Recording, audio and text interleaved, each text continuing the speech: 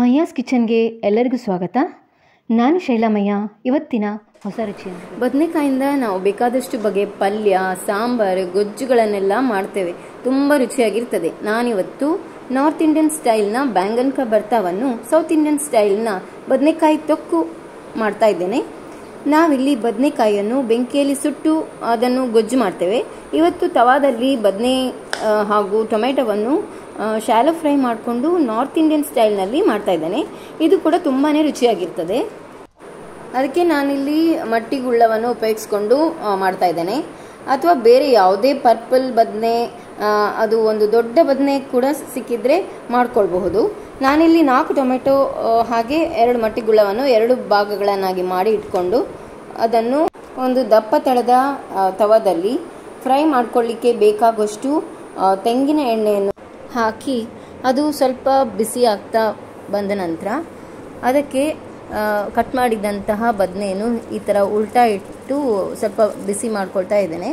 ಅದು ಸ್ವಲ್ಪ ಬಿಸಿ ಆಗ್ತಾ ಬಂದ ಹಾಗೆ ಅದನ್ನು ಉಲ್ಟಾ ತಿರುಗಿಸಿ ಅದನ್ನು ಕೂಡ ಚೆನ್ನಾಗಿ ಫ್ರೈ ಮಾಡ್ಕೊಳ್ಬೇಕು. ನೋಡಿ, ಇದು ಬಣ್ಣ ಬದಲಾಗಿದೆ, ಹಾಗೆ ಚೆನ್ನಾಗಿ ಬೆಂದ್ಕೊಳ್ತಾ ಇದೆ. ಇದು 2 ಕಡೆ ಬಂದ ನಂತರ ನಾವು ಹಾಗೆ ಟೊಮೆಟೊವನ್ನು ಕೂಡ ಹಾಕ್ಕೊಂಡು ಚೆನ್ನಾಗಿ ಬೇಯಿಸ್ಕೊಳ್ಬೇಕು. ಈ ಥರ 2 ಕಡೆ ಹಾಕಿ ಚೆನ್ನಾಗಿ ಅದನ್ನು ಬೇಯಿಸ್ಕೊಳ್ಬೇಕು. ನೋಡಿ, ಈ ಥರ ಇದು ಬಣ್ಣ ಎಲ್ಲ ಬದಲಾಗಿದೆ, ಒಳಗೆ ಚೆನ್ನಾಗಿ ಬೆಂದಿದೆ ಕೂಡ. ಈಗ ಅದಕ್ಕೆ ಖಾರಕ್ಕಾಗಿ 4-5 ಹಸಿಮೆಣಸು, ಅದು ನಿಮ್ಮ ಖಾರಕ್ಕೆ ಅನುಸಾರವಾಗಿ ಹಾಕ್ಕೊಳ್ಬೋದು. ಮತ್ತು 4-5 ಎಸಳು ಬೆಳ್ಳುಳ್ಳಿಯನ್ನು ಕೂಡ ಹಾಕ್ಕೊಂಡು ಅದನ್ನು ಕೂಡ ಚೆನ್ನಾಗಿ ಫ್ರೈ ಮಾಡ್ಕೊಳ್ಬೇಕು. ನೋಡಿ, ಈ ಥರ ನಾವು ಇದನ್ನು ತಿರುಗಿಸ್ತಾ ಇರಬೇಕು, ಟೊಮೆಟೊ ಹಾಗೂ ಬದನೆಕಾಯಿಯನ್ನು. ಇದನ್ನು ಸಾಧಾರಣ ಒಂದು 1/4 ಗಂಟೆಯಷ್ಟು ಹೀಗೆ ಮೀಡಿಯಂ ಫ್ಲೇಮ್ನಲ್ಲಿ ಬೇಯಿಸ್ತಾ ಇರಬೇಕು. ನಂತರ ಅದಕ್ಕೆ ಪರಿಮಳಕ್ಕಾಗಿ ಕರಿಬೇವು ಸೊಪ್ಪನ್ನು ಕೂಡ ಹಾಕ್ಕೊಂಡಿದ್ದೇನೆ. ಈಗ ಎಲ್ಲವನ್ನು ಚೆನ್ನಾಗಿ ಮಗ್ಚಿ ಹಾಕ್ಕೊಳ್ತೇನೆ. ಎಲ್ಲವೂ ಚೆನ್ನಾಗಿ ಬೆಂದಿದೆ 2 ಕಡೆ ಕೂಡ. ಈಗ ಫ್ಲೇಮನ್ನು ಆಫ್ ಮಾಡಿ ಸ್ವಲ್ಪ ತಣಿಲಿಕ್ಕೆ ಬಿಡಬೇಕು. ಈಗಾಗಲೇ 20 ನಿಮಿಷ ಚೆನ್ನಾಗಿ ಬೆಂದಿದೆ. ಅದಕ್ಕೆ ಈಗ 1 ಚಮಚ ಆಗುವಷ್ಟು ಜೀರಿಗೆಯನ್ನು ಕೂಡ ಹಾಕ್ಕೊಳ್ತಾ ಇದ್ದೇನೆ. ಈಗ ಚೆನ್ನಾಗಿ ಬೆಂದಿದೆ. ಸ್ವಲ್ಪ ತಣಿದ ಮೇಲೆ ಅಷ್ಟೇ ಇದರ ಮೇಲಿನ ಸಿಪ್ಪೆಯನ್ನು ತೆಗಿಲಿಕ್ಕೆ ಬರ್ತದೆ. ಟೊಮೆಟೊ ಹಾಗೂ ಬದನೆಯ ಮೇಲಿನ ಸಿಪ್ಪೆಯನ್ನು ತೆಕ್ಕೊಳ್ಬೇಕು, ಇಲ್ಲಾಂದರೆ ಅದು ಬಾಯಿಗೆ ಸಿಕ್ಕಿದರೆ ಅಷ್ಟು ಚೆನ್ನಾಗಿರೋದಿಲ್ಲ. ಹಾಗಾಗಿ ಈ ಫ್ರೈ ಆದ ಸಿಪ್ಪೆಯನ್ನೆಲ್ಲ ಹೀಗೆ ತೆಕ್ಕೊಳ್ತಾ ಇದ್ದೇನೆ. ಈ ಎಲ್ಲ ಸಿಪ್ಪೆ ತೆಗೆದ ನಂತರ ಒಂದು ಮ್ಯಾಶರ್ನ ಸಹಾಯದಿಂದ ಎಲ್ಲವನ್ನು ಸೇರಿಸಿ ಒಮ್ಮೆ ಮ್ಯಾಶ್ ಮಾಡಿಕೊಳ್ಬೇಕು. ಹೀಗೆ ಮಾಡೋದ್ರಿಂದ ಬೆಳ್ಳುಳ್ಳಿಯ, ಹಸಿಮೆಣಸು, ಶುಂಠಿಯ ಫ್ಲೇವರ್ ಎಲ್ಲವೂ ಕೂಡ ಒಟ್ಟಿಗೆ ಚೆನ್ನಾಗಿ ಮಿಕ್ಸ್ ಆಗಿ ರುಚಿಯ ಕೂಡ ಚೆನ್ನಾಗಿ ಬರ್ತದೆ, ಅದರ ಫ್ಲೇವರ್ ಕೂಡ ಹೆಚ್ಚಾಗ್ತದೆ. ನಂತರ ಇದನ್ನೆಲ್ಲ ಈಗ ಮಿಕ್ಸ್ ಮಾಡಿದ್ದಾಯಿತು. ಈ ಮಿಶ್ರಣವನ್ನು ಒಂದು ಸಪ್ರೇಟ್ ಸರ್ವಿಂಗ್ ಬೌಲ್ಗೆ ಹಾಕ್ಕೊಳ್ತಾ ಇದ್ದೇನೆ.